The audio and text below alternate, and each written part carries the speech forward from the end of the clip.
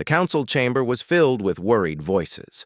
Representatives from 40 different alien species sat in their special seats, each one designed for their unique bodies. Some breathed different gases, some needed water tanks, others floated in anti-gravity fields. They were all arguing about the same thing. On the massive screen, a Villani leader was begging for help. The Villani looked like large, graceful seals with 6 arms and intelligent eyes. Their world was dying. The Krath Empire had attacked without warning. Cities were burning. Millions were already dead or captured as slaves. "Please," the Villani leader said, her voice breaking. "Our defense fleet is destroyed. Our children are being taken. We need help. Anyone who can hear this, please help us." The council members looked at each other. No one wanted to speak first. Finally, the head of the council, a tall, insect-like being called a Trell, raised one of his many arms. "This is terrible, truly terrible. But we must follow our laws. The non-interference protocol clearly states that we cannot involve ourselves in conflicts between independent systems." A bird-like alien chirped loudly. "The Krath are monsters. They have destroyed 12 worlds in the last century. When will we say enough is enough?" "When we have proper authorization," the Trell replied. "We must form a committee to study the situation. Then we can draft a proposal. Then we vote. The process takes time." "Time that the Villani do not have," a new voice said. Everyone turned to look. Ambassador Na of Earth stood up. She was small compared to most species in the room.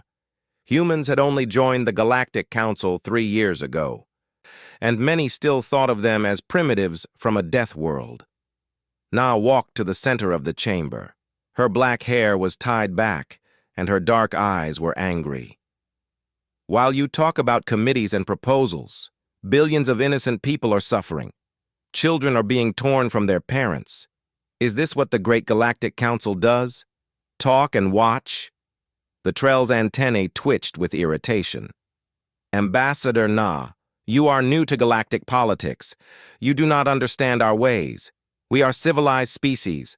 We solve problems through discussion, not violence." "And how well is that working?" Na shot back. "The Krath have been attacking peaceful worlds for 100 years. Your discussions have not stopped them. Your protocols have not saved anyone." A slug-like alien oozed forward. "What do you suggest, human? That we start a war? My people have not fought a war in 10,000 years. We would not even know how." Na smiled, but it was not a friendly smile. "My people know how. Earth offers its assistance to the Villani. We will send our fleet to their system. We will stop the Krath." The chamber erupted in noise. Aliens shouted in dozens of languages. The translation devices struggled to keep up. "Impossible!" the Trell shouted. "Humans are too violent, too dangerous." "You come from a death world," another alien said, fear in its voice. "A planet with predators and diseases and disasters. Your species evolved through constant warfare. You cannot be trusted with military power." Na waited for the noise to die down. "You are right," she said quietly. "Earth is a hard world. It made us strong. It made us tough. Yes, we know violence. We know war. But we also know justice. We know that when someone cries for help, you answer. Not with committees, not with proposals, with action." She turned to the screen where the Villani leader still waited. "We are coming. Hold on a little longer." The Villani leader's eyes filled with tears. "Thank you. Thank you." Back on Earth, Admiral Day stood on the bridge of his flagship, the EDS Indomitable. He was a serious man with gray hair and scars on his hands from 30 years of service. Around him, his crew worked at their stations, preparing the ship for faster-than-light travel. Captain High approached him. She was younger, with sharp eyes that never missed anything. "All ships are ready, Admiral. 27 vessels. Supplies for 6 months of combat operations. Marines are loaded and ready." Day nodded. "Have you told them what we are facing?" "I have. The Krath outnumber us badly. Their ships are bigger than ours. The Council thinks we are going to die." "And what do you think, Captain?" Hai smiled. "I think the Krath have never fought humans before. They do not know what we can do. They do not know what Earth makes its children into." Day looked out at the fleet assembling around them. Each ship was built for war. Not the clean, bloodless war that the Council species imagined. Real war, brutal and terrible and necessary. "Send the message to all ships," Day said. "We are going to save the Vallani. We are going to stop the Krath. And we are going to show the galaxy that Earth keeps its promises." The fleet jumped to faster-than-light speed, 27 ships against an empire. The Council thought it was suicide. But the Council had never seen what humans could do when they were angry. Far away in the Vallani system, Krath commanders celebrated their easy victory. The weak Vallani had fallen in days. Soon, they would have millions of new slaves. The Krath were apex predators from a harsh world. They had conquered 100 systems. Nothing could stop them. They had never met anyone from Earth. The galaxy was about to learn something important. There was a difference between predators and soldiers, between conquerors and protectors, between those who caused suffering and those who ended it. The human fleet was coming, and they were bringing justice with them. The human fleet dropped out of faster-than-light travel at the edge of the Vallani system. Admiral Day stood on the bridge of the Indomitable, watching the tactical displays light up with information. "Status report," he ordered. Captain Hai read from her screen. "Sensors show heavy Krath presence. 3 orbital stations around Vallani Prime. Approximately 60 warships in the system. Ground forces have occupied the major cities." "And the Vallani?" "Survivors are hiding in the ocean trenches. The Krath ships cannot go that deep. Estimated 40% of the population is still alive." Day felt anger burn in his chest. 60% dead or enslaved in just 2 weeks. "Send a message to the Krath flagship. Tell them to leave this system immediately or face the consequences." A young officer looked nervous. "Sir, they outnumber us almost 3-1. "I know. Send the message anyway." The response came quickly. A Krath commander appeared on the screen. He was massive, with thick armor plating and 6 powerful arms. His species had evolved as pack hunters on a world with heavy gravity. They were strong and cruel. The Krath commander laughed when he saw Day. "Humans? The Council sent humans? You are small, weak. You come from a water world with soft gravity. We will crush you like insects." Day's face showed no emotion. "You have 1 hour to withdraw your forces and release the Vallani prisoners. If you do not, we will make you leave." The Krath commander laughed harder. "I am sending 15 ships to destroy you. Watch and learn what happens to those who challenge the Krath Empire." The screen went dark. Captain Hai checked her displays. 15 ships breaking orbit, heavy cruisers, each one is twice our size." "Perfect," Day said calmly.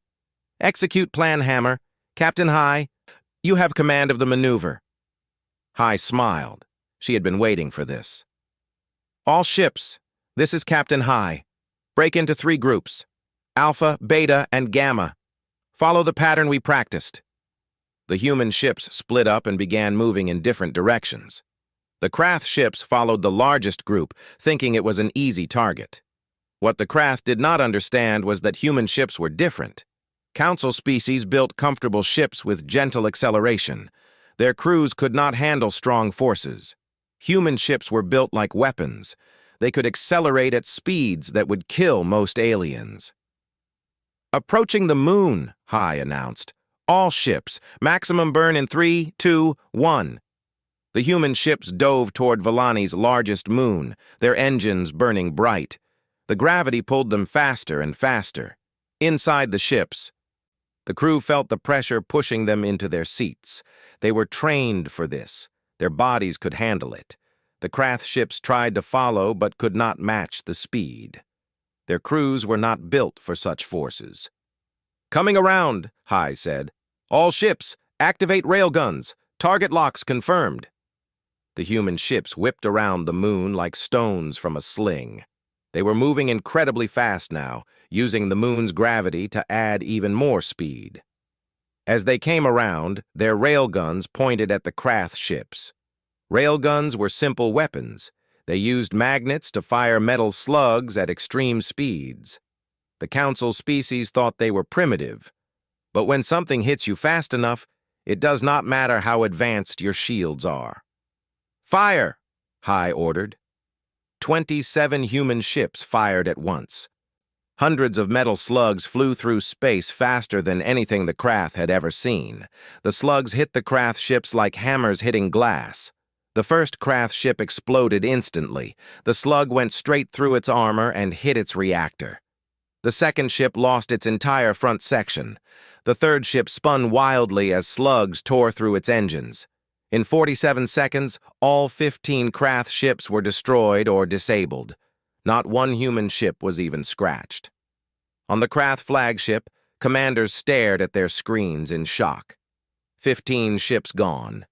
Just like that. Impossible. On the Indomitable, Day allowed himself a small smile. Send another message to the Krath flagship. Tell them they have 30 minutes now. The price of their stubbornness is going up.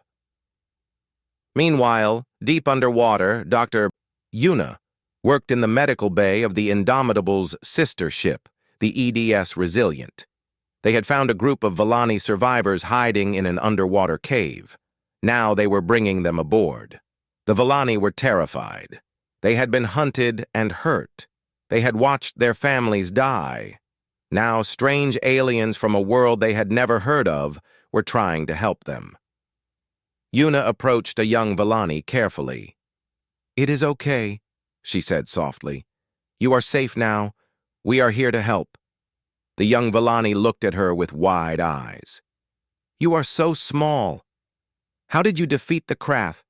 They are the strongest warriors in the galaxy." Yuna gently checked the Vellani's injuries. "The Krath are strong, yes, but humans learned long ago that strength alone does not win fights. Intelligence wins, planning wins, and caring about what you are fighting for, that wins most of all." She wrapped a bandage around a wound. "We fight differently than other species. We have had to. Earth is not a gentle world. It made us tough, but it also taught us to help each other, to protect those who cannot protect themselves." More Vellani were being brought aboard. Yuna's team worked quickly and carefully. Every life saved was a victory. On the bridge, alarms started ringing.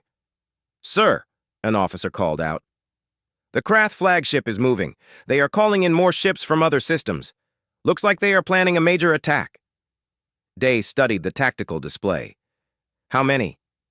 "Estimates say over 100 ships will arrive within 6 hours. The bridge went quiet. Everyone knew what that meant. They were already outnumbered. Soon it would be much worse. Captain High looked at the Admiral. "Orders?" "Sir." Day straightened his uniform. "We knew this would not be easy. Send word to all ships. We are not leaving. We are not running. We are here to do a job, and we are going to do it. If the Krath want a war, we will give them one they will never forget." Below decks, Engineer Tay checked the reactor systems. They would need every bit of power for what was coming. The engines were running hot, hotter than Council species would ever dare. But human ships were built for this. The fleet prepared for battle. They were outnumbered and far from home. But they had something the Krath did not understand.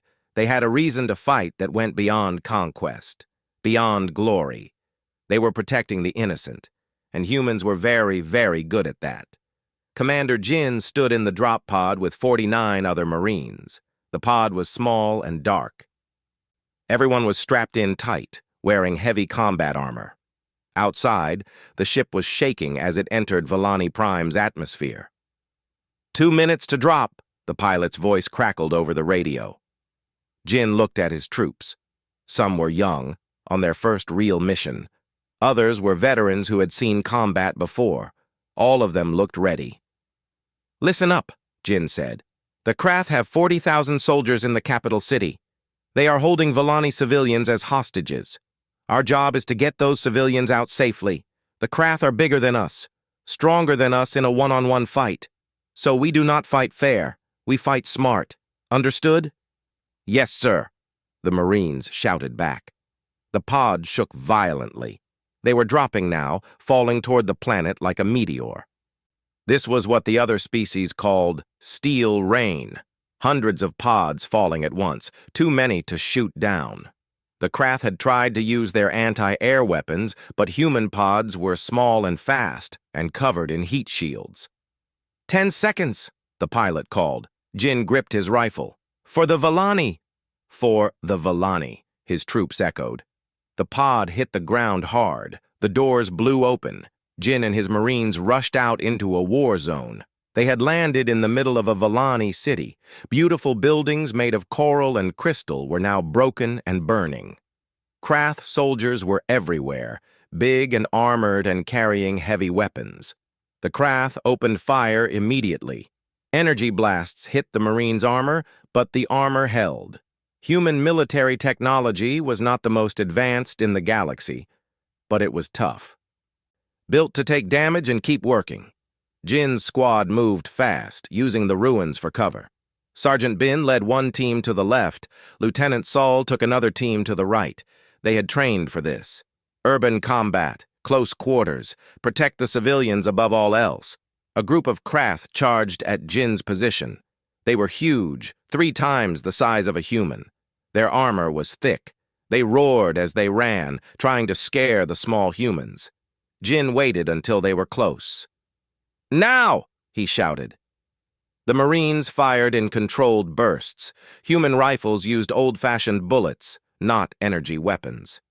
The Council species thought bullets were primitive, but bullets were cheap, reliable, and could punch through most armor at close range. The charging Krath fell. Their armor was built to stop energy weapons, not fast-moving metal. More Krath appeared. They were learning quickly that humans were more dangerous than they looked. Sergeant Bin, report, Jin called into his radio. We found civilians, sir, Bin's voice came back. About 200 Volani in a shelter. The Krath have it surrounded. Can you get them out? Working on it, sir. Bin and his team were crouched behind a collapsed building. Ahead of them, Krath soldiers guarded a large shelter where Volani families were hiding. The Krath had heavy weapons pointed at the entrance. If anyone tried to leave, they would be killed. We need a distraction, Bin said to his team. A young Marine named Hannah spoke up. She was the squad's medic. I can make noise on the east side. Draw them away from the entrance. Too dangerous, Bin said. Sir, those are children in there. I did not come all this way to hide while kids are in danger. Bin looked at her, then nodded. Make it loud. We will move when they chase you. Hannah ran to the east side of the building. She threw a smoke grenade, then fired her rifle in the air. Hey! Over here, you ugly bastards! The Krath turned toward the noise. Half of them moved to investigate, leaving the entrance less guarded. Bin and his team moved fast. They came around the side and hit the remaining Krath hard. The fight was quick and brutal.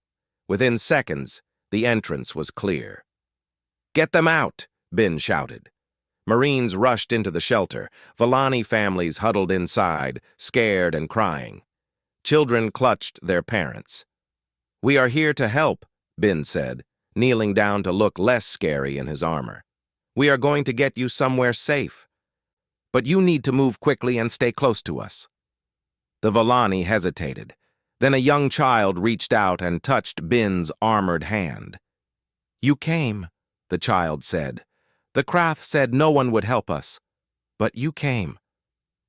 Bin felt something tight in his chest. We always come, he said. Now let's get you out of here. Across the city, Lieutenant Sol had found a bigger problem.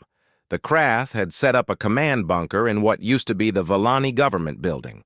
From there, they were coordinating their troops and controlling the orbital weapons that were still pointed at the ocean where more Volani hid. We need to take out that bunker, Sewell said to her team. Anyone have ideas? A Marine handed her a pack of explosives.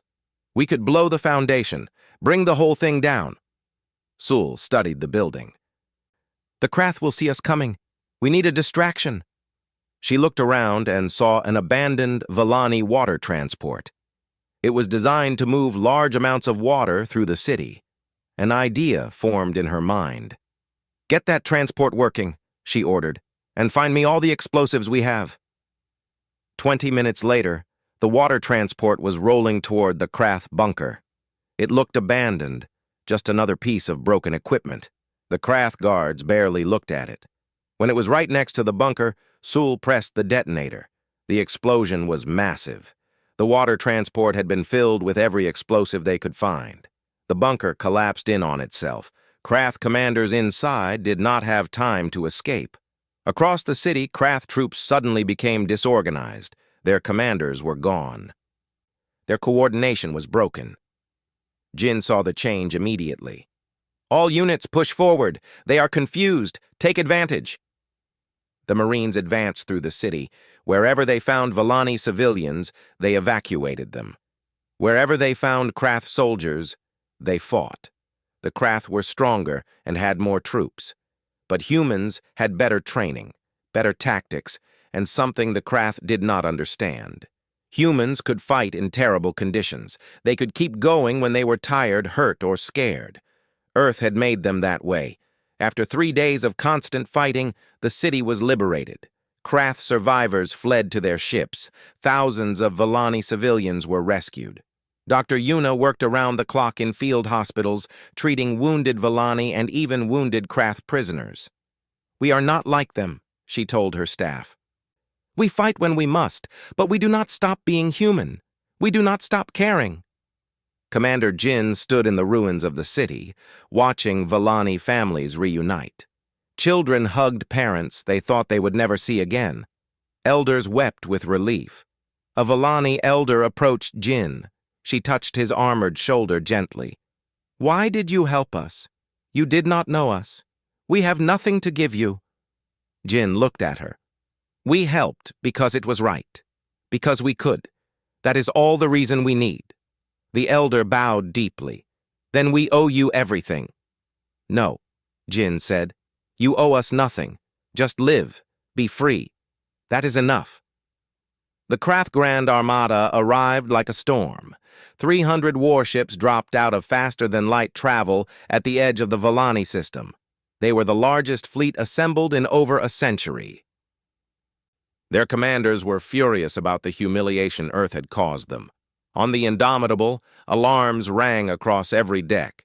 Officers rushed to their stations. Admiral Day stood calmly on the bridge, watching the display fill with red enemy markers. 300 ships confirmed, Captain High reported. They are broadcasting on all channels. They want us to surrender. What do they offer if we surrender? Day asked. They will only kill half our crews instead of all of them. They call it mercy. Day almost smiled. How generous. What is our status? We lost 8 ships in the ground campaign. We have 19 left, about 6,000 crew total. They outnumber us 16 to 1. The bridge was quiet. Everyone knew the odds. This looked impossible.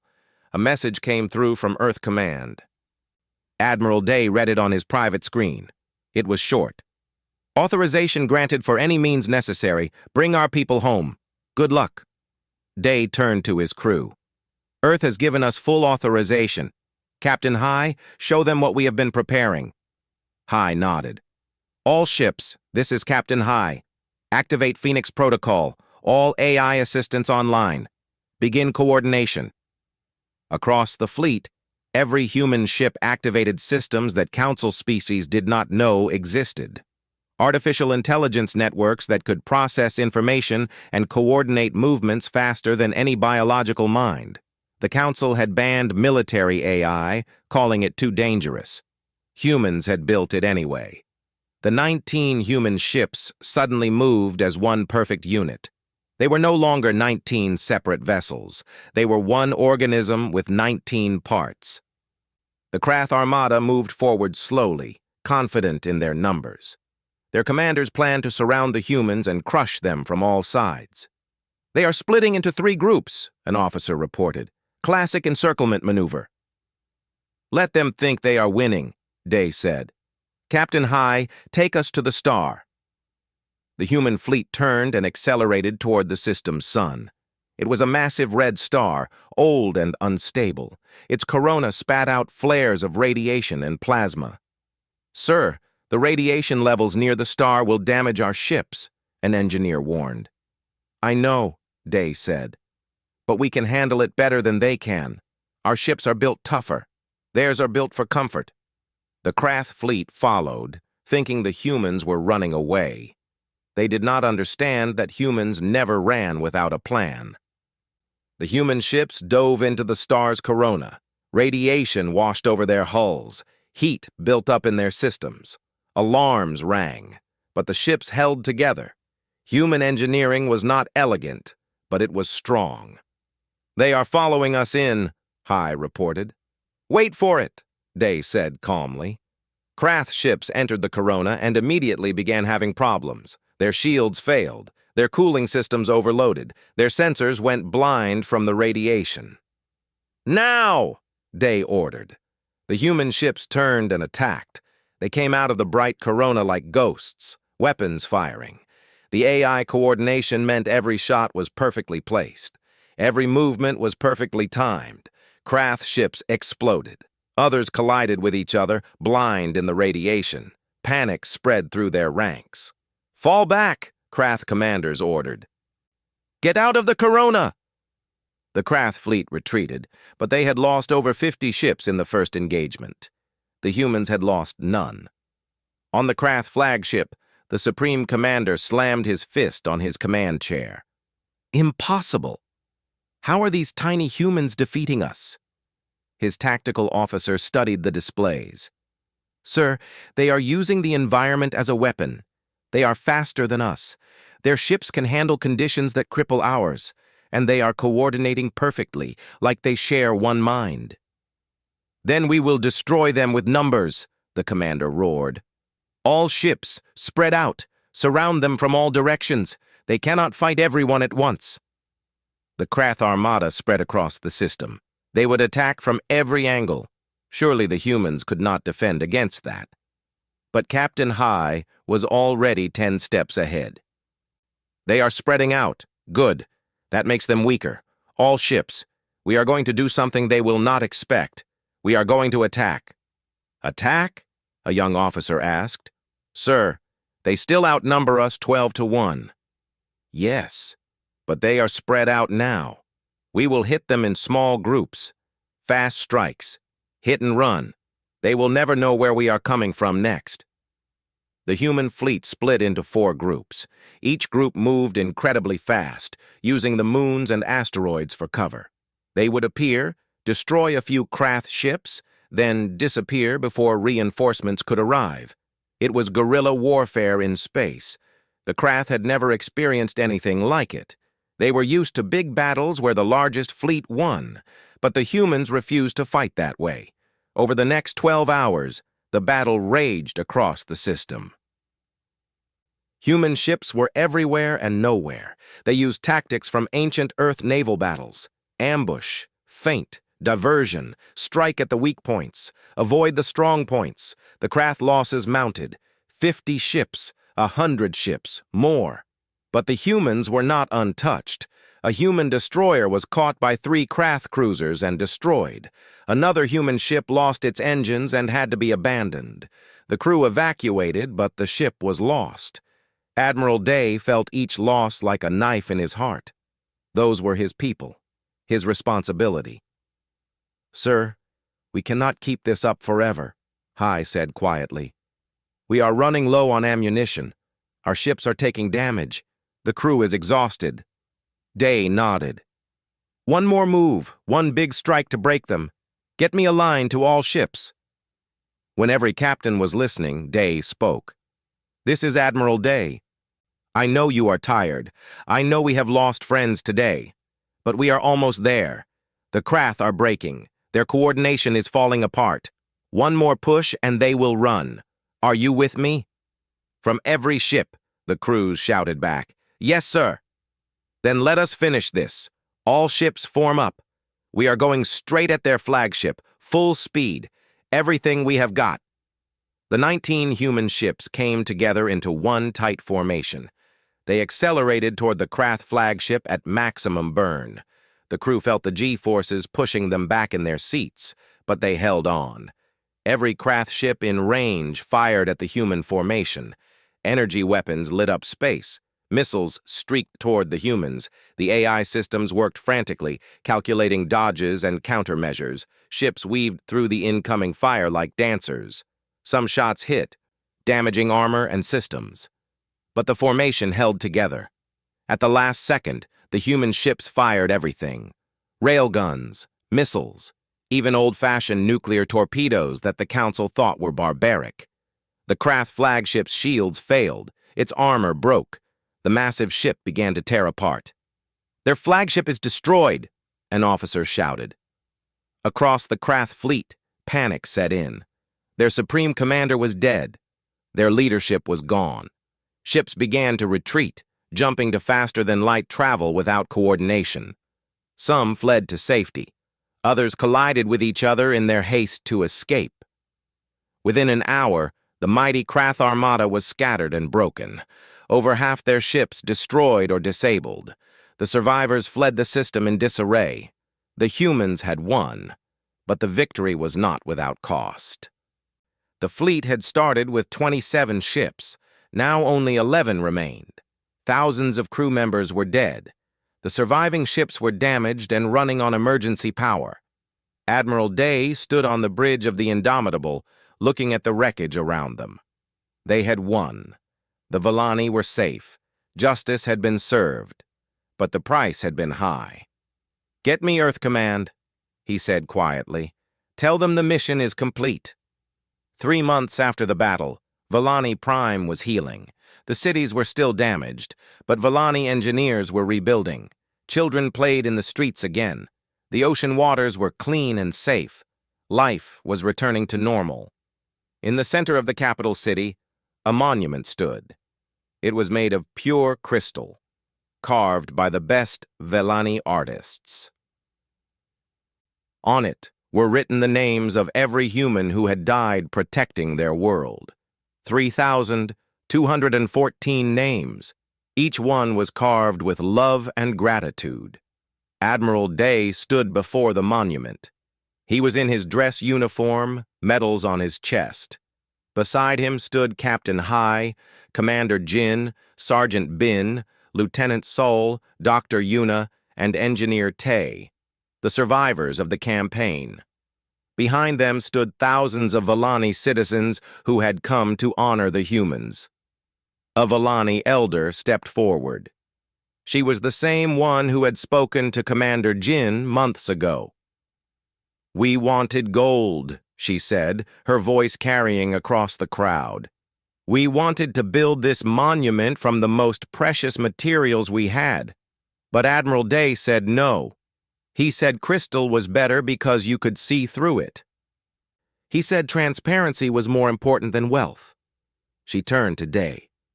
"You taught us many things. You taught us that strength is not about size or power. It is about courage and the will to do what is right. You taught us that the galaxy can still have heroes." Day bowed his head. "We only did what anyone should do. We saw people who needed help, and we helped. But others did not," the elder replied. "The council debated while we died. The other species wrote reports while our children were taken. Only you acted. Only you came." Across the galaxy, the news of the Battle of Volani Prime had spread. Every species knew the story now. How 27 human ships had faced the Krath Empire and won. How humans had fought not for conquest or glory, but to protect the innocent. The Galactic Council met again. The same chamber, the same species. But everything had changed. Ambassador Na stood before them again. But this time, they were not arguing with her. They were listening. "The Council has reviewed the events at Volani Prime," the Trell leader said. His voice was different now, respectful. "We admit that we failed. We should have acted. Instead, we hid behind our protocols and laws. The humans did what we should have done." He paused. "Therefore, the Council wishes to formally request that Earth join the Galactic Defense Force. We need your strength, your courage, your willingness to act." Na looked at him carefully. "And what would you have us do? Become your army? Fight your wars for you?" "No," another council member said. It was the bird-like alien who had spoken up during the first meeting. "We are asking you to teach us. To help us build real defenses. To show us how to protect the weak instead of just talking about it." Na considered this. "I need to speak with my government, but I can tell you what they will say. We will help, but on our terms. We will not fight wars of conquest. We will not be used to oppress anyone. We defend those who cannot defend themselves, that is all." "That is exactly what we need," the Trell said. Back on Earth, Prime Minister Wu addressed the world. "Our people have done something remarkable," he said. "They went into the unknown to help strangers. Many of them did not come back, but they showed the galaxy who we are. They showed that humans are not just warriors. We are protectors." He looked directly at the camera. "Today, I am signing the Terran Accord. This agreement says that when innocent people call for help, and when we are able to respond, we will.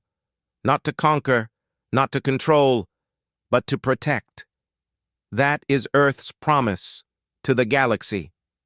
On Vellani Prime, the ceremony at the monument was ending. Vellani children had brought flowers and placed them at the base of the crystal monument.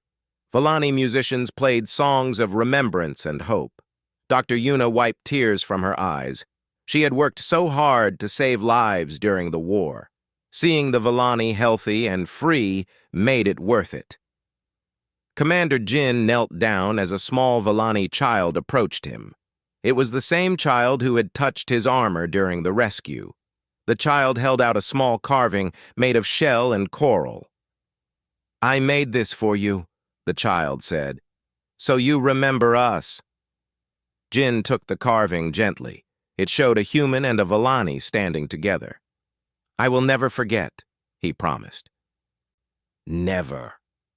Sergeant Bin stood with his old squad. They had all survived, though some had injuries that would never fully heal. They talked about the battle, about the friends they had lost, about what came next. "Think we will have to do this again?" one Marine asked. Bin looked at the Vellani families around them, parents holding children, elders smiling, people living without fear.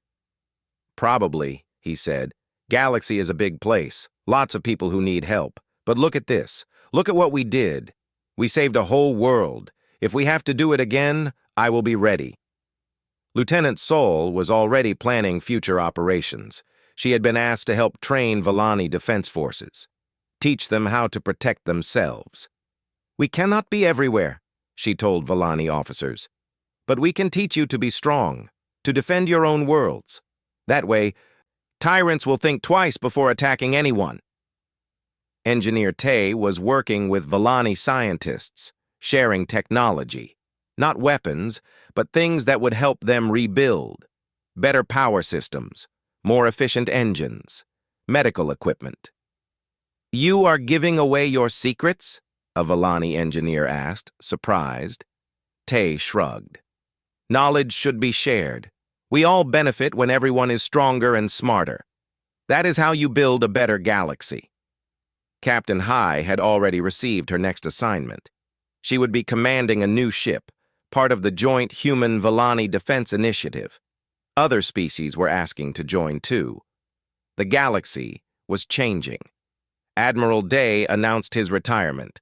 After 30 years of service, he had earned his rest, but he would not be idle. He was going to teach at the new Galactic Military Academy, training the next generation of defenders from 100 different species. "Why retire now?" Captain Hai asked him privately. "You are a hero. You could have any position you want." Day looked out at Valani Prime. Because we did what we came to do. The Valani are safe. The Krath Empire is broken. Other worlds are being liberated. This is not about me being a hero. This is about making sure the next time something like this happens, the whole galaxy responds, not just humans. That evening, Ambassador Na sat in her quarters on the council station.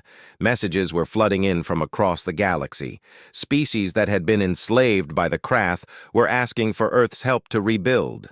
Other species were asking for defensive alliances. The galaxy had woken up. One message made her smile. It was from Captain Hai, now preparing to take command of her new ship.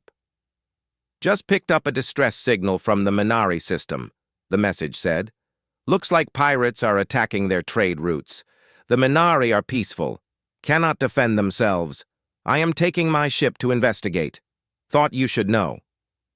Na wrote back, be careful, come back safe, and remember, we are not conquerors, we are protectors. She stood and looked out at the stars. Somewhere out there, people needed help. And now, for the first time, the galaxy had defenders who would answer that call. Earth had made its choice. When evil threatened the innocent, when tyranny raised its head, when people cried out for justice, humanity would respond. Not with committees or debates or protocols, with action, with courage. With the determination that came from living on a hard world that made them strong. The Galactic Council had called humans Deathworlders like it was an insult. But now they understood the truth. Yes, Earth was a death world. Yes, humans were dangerous. But that danger could be directed, could be controlled, could be used to protect instead of destroy. The galaxy was learning what it meant to have Earth as an ally, and those who preyed on the weak were learning what it meant to have Earth as an enemy. Somewhere in deep space, Captain Hai's ship jumped to faster-than-light speed, racing toward another call for help, another chance to make a difference. The age of humanity had begun, and the galaxy would never be the same.